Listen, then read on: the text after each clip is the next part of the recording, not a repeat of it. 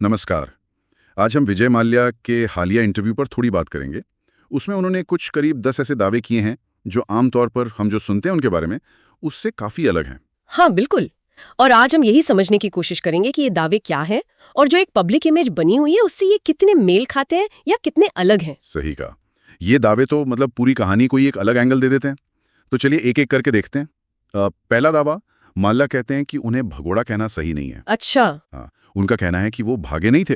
वो एक पहले से तय यात्रा पर गए थे और फिर कुछ कारण थे जिनसे वो लौटे नहीं।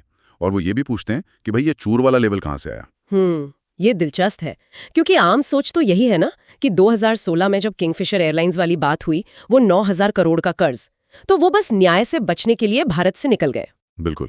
अच्छा, पैसों की बात चली है तो दूसरा दावा तो और भी चौंकाने वाला है। माल्या का कहना है कि बैंकों ने असल कर्ज से ज्यादा पैसे वसूल लिए हैं। ज्यादा मतलब? हाँ, उनके मुताबिक जो डीआरटी है, हाँ। ऋण वसूली न्यायाधिकरण, उसने कर्ज तय किया था 6,303 करोड़ रुपए, पर वो कह रहे हैं कि बैंकों ने 14,100 करोड़ रुपए से भी ज्यादा वसूल लिए हैं।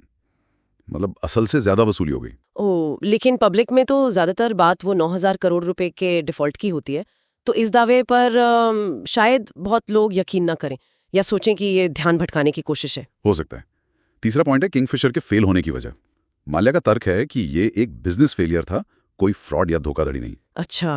वो कहते हैं कि 2008 का जो ग्लोबल फाइनेंशियल क्राइसिस था, फिर तेल के दाम बढ़ गए, कुछ सरकारी नियम थे, इनकी वजह से एयरलाइन नहीं चल पाई। और वो ये भी कहते हैं कि भारत में बिजनेस फेलियर को अक्सर धोखाधड़ी समझ लिया जाता है। ये बात तो है। लेकिन जो मीडिया में आया, जो कानूनी आरोप लगे, उसमें तो धोखाधड़ी और मनी लॉन्ड्रिंग की ही बात हुई। तो पब्लिक परसेप्शन तो यही बना कि जानबूझकर पैसा इधर उधर किया गया। हाँ, फिर चौथा दावा है कि उन्होंने कर्ज चुकाने के लिए कई बार सेटलमेंट ऑफर दिए थे। कहते हैं 2012 से 2015 के बीच 4 बार कोशिश की। अच्छा, 4 बार? हाँ, लेकिन बैंक नहीं माने क्योंकि उन्हें पूरी रकम चाहिए थी, ब्याज के साथ, जो शायद करीब 14,000 करोड़ रुपए बनती थी। लेकिन दूसरी तरफ आम धारणा क्या बनी? यही कि माल्या का इरादा ही नहीं था पैसे देने का। तो जब सेटलमेंट नहीं हुआ तो लोगों ने सोचा कि ये बातचीत फेल होने की वजह से नहीं, बल्कि उनकी नीयत की वजह से हुआ है। सही। पांचवा पॉइंट भी अहम है। वो अपनी भूमिका पर जोर देते हैं। कहते हैं विजय माल्या ने कभी किसी से 1 रुपए उधार नहीं लिया। ओह। हाँ, वो कहते हैं कि किंगफिशर एयरलाइंस जो कंपनी थी उसने उधार लिया, मैं तो सिर्फ गारंटर था। और वो कहते हैं कि उधार लेने वाले और गारंटर में बड़ा फर्क है। हाँ, ये टेक्निकली सही बात है, गारंटर की लायबिलिटी अलग होती है, लेकिन आम जनता के लिए वो किंगफिशर के मालिक थे, तो कर्ज की जिम्मेदारी भी उन्हीं की मानी गई। वो कानूनी बारीकी शायद लोग नहीं देखते। बिल्कुल। छठा दावा थोड़ा पॉलिटिकल लगता है। माल्या का आरोप है कि उन्हें राजनीतिक कारणों से बलि का बकरा बनाया गया। वो कहते हैं मैं जनता के गुस्से का निशाना बन गया, बदनाम किया गया, गालियां दी गईं और गलत समझा गया। हाँ, ये उन्होंने कहा है, लेकिन बहुत से लोग ये नहीं मानते। वो सोचते हैं कि जो कानूनी कार्रवाई हो रही है वो सही है, कोई राजनीति नहीं। उनकी लाइफस्टाइल, उनका देश छोड़कर जाना, इन सब बातों से वो विलन वाली इमेज बन गई। सातवां दावा पूर्व वित्त मंत्री प्रणब मुखर्जी से जुड़ा है। माल्या का कहना है कि उन्होंने मुखर्जी जी से सलाह ली थी कि क्या किंगफिशर का साइज छोटा कर दें। अच्छा। हाँ, लेकिन मुखर्जी जी ने कथित तौर पर मना कर दिया।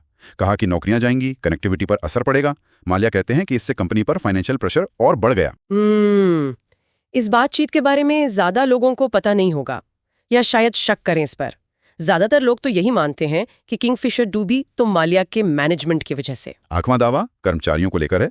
माल्या कहते हैं कि उन्होंने किंगफिशर के स्टाफ से पब्लिकली माफी मांगी है और उनकी सैलरी देने की कोशिश भी की। कोशिश की? कैसे? उनका कहना है कि उन्होंने कर्नाटका हाईकोर्ट में अर्जी दी थी कि जो पैसा जब्त है उसमें से 260 करोड़ कर्मचारियों को दे दिया जाए, पर बैंकों ने इस पर आपत्ति जताई। ओह, लेकिन पब्लिक इमेज तो यही है कि कर्मचारी बिना सैलरी के थे और वो अपनी लग्जरी लाइफ जी रहे थे।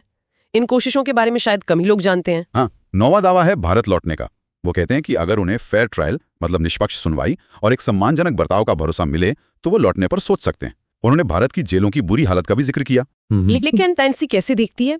ज्यादातर लोग सोचते हैं कि वो वापस नहीं आ रहे क्योंकि वो दोषी हैं, और ये शर्तें लगाना इसे बस न्याय से बचने का बहाना माना जाता है। और आखिरी 10वां दावा, हाँ। ये मीडिया कवरेज के बारे में है। माल्या कहते हैं कि उनकी जो महंगी चीजें हैं, जैसे विंटेज कारें, वो उन्होंने अपनी कमाई से खरीदी थी, लोन के पैसे से नहीं। अच्छा। और मीडिया ने उनकी लाइफस्टाइल को बहुत बढ़ा चढ़ा कर दिखाया। हाँ, जबकि आम सोच यही है कि ये सारी लग्जरी लोन के पैसे से थी। इससे वो लापरवाह और खर्चीले इंसान वाली इमेज और पक्की हो गई। तो ये थे वो 10 दावे जो विजय माल्या ने हाल ही में रखे हैं, और ये वाकई उस कहानी से काफी अलग हैं। बिल्कुल। और यहाँ दिलचस्प बात यही है कि ये दावे कैसे एक बनी बनाई पब्लिक ओपिनियन को सीधी चुनौती दे रहे हैं, पर ये याद रखना बहुत जरूरी है कि ये सिर्फ माल्या का पक्ष है ना? हाँ, बिल्कुल। जो कानूनी मामले हैं, सीबीआई की जांच है, ईडी की जांच है, वो सब अभी चल रहे हैं। तो ये आरोप प्रत्यारोप का जो पूरा मामला है, ये तस्वीर को काफी कॉम्प्लेक्स बना देता है। तो फिर इस सब का क्या मतलब निकाला जाए? शायद ये सोचने की बात है कि हम किसी भी जानकारी को कैसे प्रोसेस करते हैं, कैसे किसी व्यक्ति या सिचुएशन के बारे में एक राय बना लेते हैं। हाँ, एक सवाल शायद सोचने लायक है, क्या किसी कहानी का सिर्फ एक साइड सुनने से हमारा नजरिया पूरी तरह बदल सकता है, या सच्चाई हमेशा कहीं ज्यादा पेचीदा होती है, इन दोनों के बीच में कहीं?